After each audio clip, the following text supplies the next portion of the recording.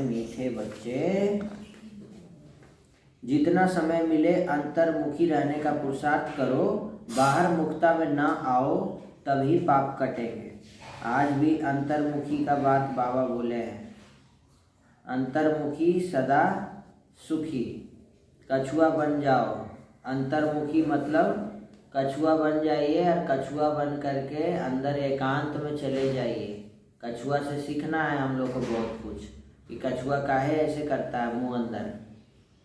उसके जैसा हम लोग को भी ज़्यादा बोलना नहीं है, मौन में जितना ज़रूरत हो उतना ही बोलना है। और बोलना भी है तो क्या निकले मुंह से, बाबा के महावाक्य निकले, और कुछ नहीं निकले उल्टा पुल्टा सुल्टा। रावण का बोल नहीं निकले, किसी को दुख देने का बोल नहीं निकले, किसी को अवगुण देख करके उसके प्रति ईर्ष्या द्वेष करते हुए बोल नहीं निकले, किसी के प्रति गुस्सा जाहिर करने वाला बोल नहीं निकले। बोल अगर निकले तो बाबा के महावाक्य हो, बस स्वमान हो। अपने बच्चों को सम्मान दीजिए। हम लोग जिसके साथ में रहते हैं वही आपका परीक्षा है, वही आपका पेपर है। आपको कहीं पेपर देने के लिए कहीं जाना नहीं है, सेंटर पड़ेगा कि नहीं पेपर देना दिल्ली में, नहीं। पेपर जहाँ आप रहते हैं वहीं आपको देना है। आपके आसपास के लोग होंगे, पड़ोसी होगा, बच्चा होगा, आपके सास होगी, ससुर होंगे, माँ होंगे, बाप होंगे, ये सब लौकिक में ही आपको पेपर देना है। बाबा बोले इसमें आपको अंतर्मुखी रहना है, बाह्य मुक्ता में नहीं आओ, नहीं तो पाप नहीं कटेंगे। तो ये है अंतर्मुखी, ठीक है। प्रश्न है, चढ़ती कला का पुरुषार्थ क्या है जो बाप हर बच्चे को सिखलाते हैं। हमको चढ़ती कला में जाना है, तो बच्चे चढ़ती कला में जाना है तो बुद्धि योग एक बाप से लगाओ। पहला, फलाना ऐसा है, ये ऐसे करता है, इसमें यह अवगुण है, इन बातों में जाने की दरकार नहीं। अवगुण देखने से मुंह मोड़ लो, अवगुण देखो ही नहीं। कभी भी पढ़ाई से रूठना नहीं। कभी पढ़ाई भी छोड़ देते हैं बहुत सारे लोग, जैसे घर में मान लीजिए अवगुण देख लिए, देहभान आ गया, कुछ हो गया, घर में टेंशन हो गया, लड़ाई हो गया, या आप कुछ बोल दिए उल्टा पुल्टा, आपके मुंह से निकल गया, बोलना तो नहीं चाहते थे, तो उससे क्या हुआ, आपका स्थिति बिगड़ा। स्थिति बिगड़ा तो तबीयत बिगड़ा, तो क्या बोलते हैं, मन खराब लग रहा है। तो मन खराब लग रहा है तो मुरली सुनने का भी मन नहीं हो रहा है। क्या करने का मन कर रहा है, चादर ओढ़ के सोए रहे। तो वो क्या है, वो गिरती कला है, आपका बैटरी डाउन हो रहा है। वो सिस्टर शिवानी अच्छा बताती है कि वहाँ क्या हो रहा है, जब आप नाराज हो गए, ऐसा परिस्थिति आपके घर में बन गया तो आप नाराज हो गए तो आपका बैटरी डाउन जा रहा है।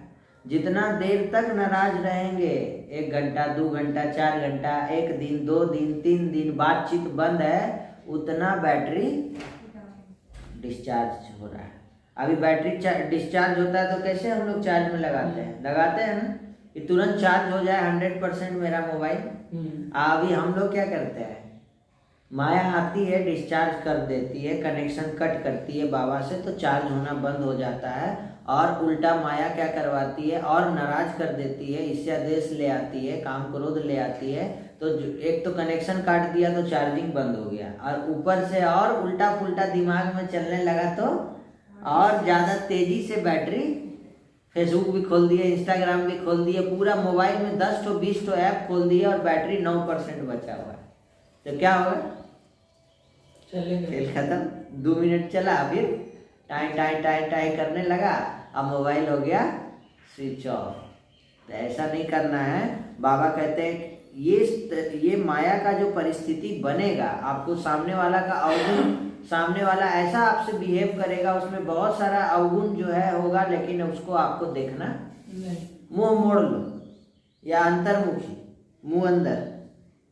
तो करो क्या फिर, कभी भी पढ़ाई से रूठना नहीं। मुरली में जो अच्छी पॉइंट्स है उन्हें धारण करते रहो, तभी चढ़ती कला हो सकती है। तुमको उतरती कला में जाना ही नहीं है, चेकिंग करते रहना है कि मेरा चढ़ती कला है, बैटरी चार्जिंग मोड पर है कि बैटरी डिस्चार्ज मोड पर मेरा चल रहा है। ये चीज़ हमेशा चेक करते रहना होगा। आपके मन में अगर व्यर्थ संकल्प चल रहा है तो चार्जिंग मोड है कि डिस्चार्ज मोड है? डिस्चार्ज। हाँ, नेगेटिव चल रहा है, व्यर्थ है, तो आपका बैटरी डिस्चार्ज हो रहा है। तो कोई भी चाहेगा कि मेरा बैटरी डिस्चार्ज होते रहे।